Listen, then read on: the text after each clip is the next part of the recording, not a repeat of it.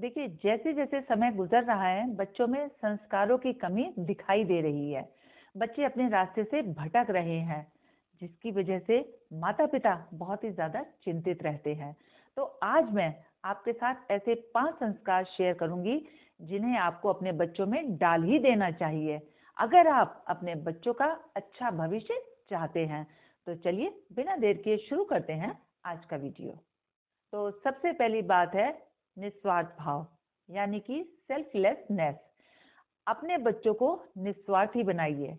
देखिए, कोई भी पाप की शुरुआत तभी होती है जब वो इंसान स्वार्थी हो जाता है, सेल्फिश हो जाता है, तभी वो बुरे कर्म करने की ओर चल पड़ता है।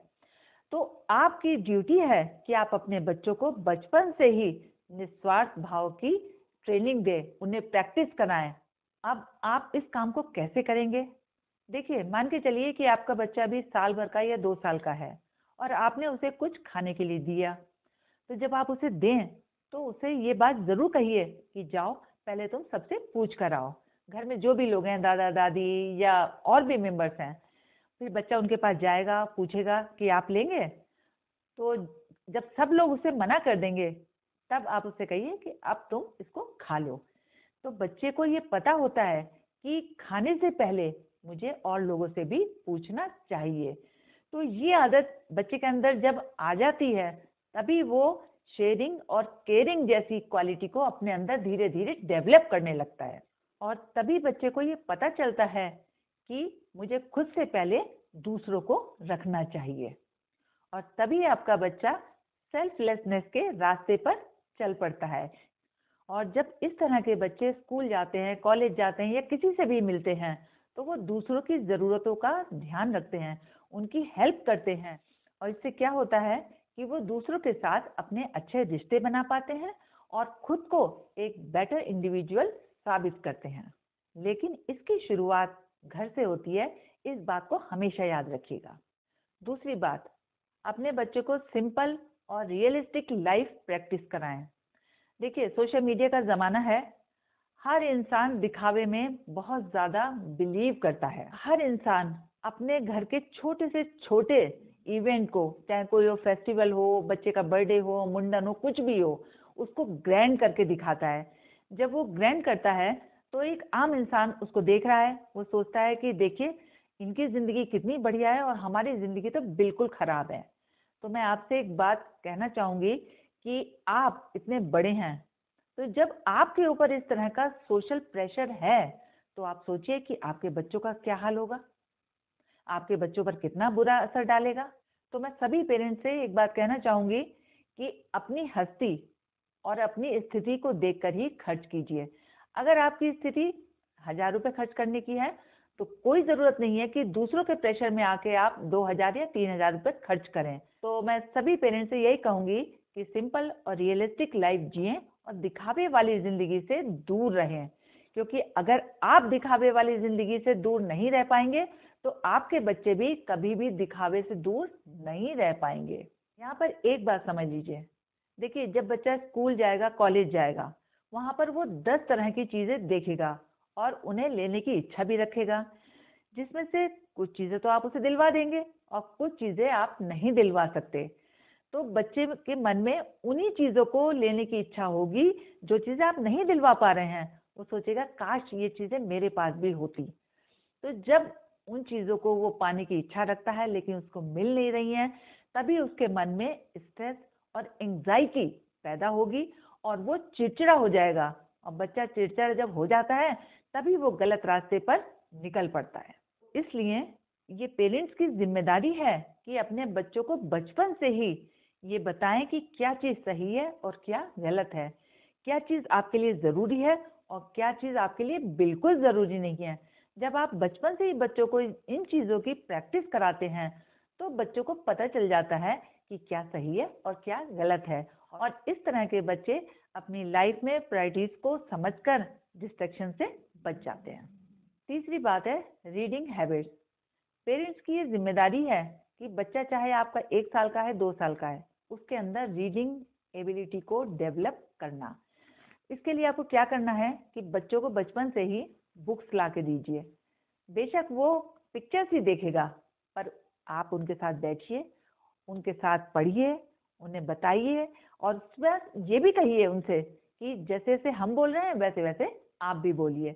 इससे क्या होगा कि बच्चा आपको इमिटेट करना सीखेगा। बच्चा आप ही की तरह हर बात को लेने की उसके अंदर कैपेबिलिटी आएगी। साथ ही उसकी सोचने समझने की शक्ति, उसकी ब्रेन पावर बहुत ज़्यादा बढ़ जाएगी। इसके अलावा एक टिप और दूंगी। देखिए, बच्चे ने आपके अभी नया नया पढ़ना सीखा है, तो आप घर में जगह जगह कोर्स लगा दीजिए। अच्छा, एक बात और, आपको कोर्स पर ज़्यादा पैसा खर्च करने की कोई ज़रूरत नहीं है। आप इंटरनेट पर जाइए, अपनी पसंद के कोर्स सेलेक्ट कीजिए और प्रिंट आउट निकलवा लीजिए। इससे क्या होगा कि आपकी प्रॉब्लम भी सॉल्व हो जाएगी और आपको ज़्यादा पैसा खर्च करने की भी ज़रूरत नहीं पड़ेगी। और फिर आप उस बच्चे से कहिए कि ज़रा पढ़ के सुनाओ, तो बच्चा बताएगा ये एल है, ये आई है, ये के है, ये ई है। फिर उससे कहिए इसका क्या हुआ मतलब, तो बच्चा कहेगा लाइक। लाइक मीन्स क्या होता है, आप उसे बताइए। तो जब आप इस तरह से बच्चों के साथ में बातचीत करेंगे तो अब बच्चे में पढ़ने की और सीखने की क्षमता बढ़ जाएगी।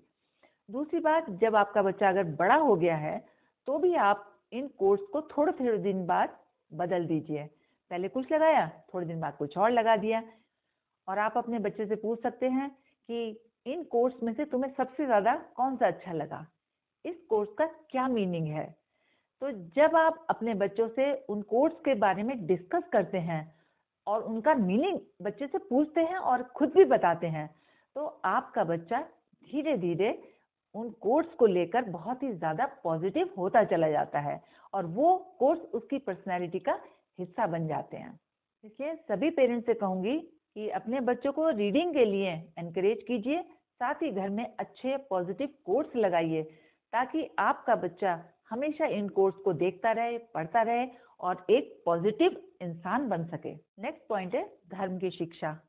अपने बच्चों को धर्म की शिक्षा जरूर दें। एक बात याद रखिएगा, धर्म से जुड़ने का मतलब है अधर्म से छूटना।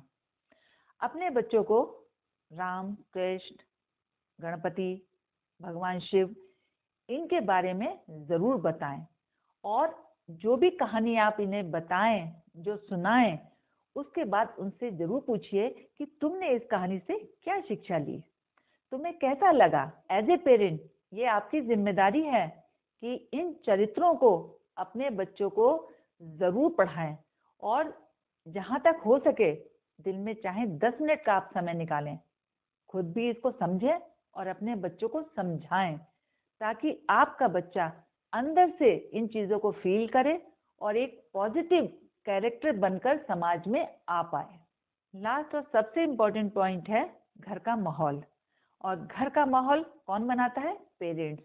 इसलिए पेरेंट्स का आचार विचार और व्यवहार बहुत ही अच्छा होना चाहिए, क्योंकि घर का माहौल बच्चे के लिए सोर्स ऑफ एनर्जी का काम करता है और इसी एनर्जी से बच्चा बाहर जाकर परफॉर्म करता है, चाहे वो अच्छा करे या फिर बुरा करे।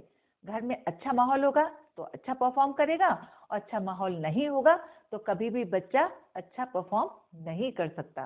चलिए आप इस बात को एक छोटे से एग्जाम्पल से समझ लीजिए कि एक क्लास में 30 बच्चे हैं और 30 के 30 बच्चे जो हैं उनकी परफॉर्मेंस बिल्कुल अलग है, यानी वो एक दूसरे से बिल्कुल अलग होते हैं।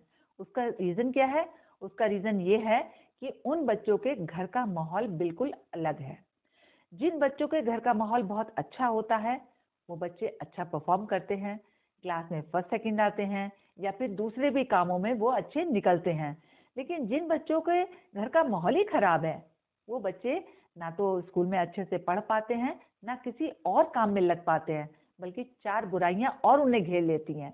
तो इसलिए मैं आपसे यही कहूंगी कि अपने घर का माहौल अच्छा रखिए ताकि आपका बच्चा हर जगह अच्छा परफॉर्म कर पाए।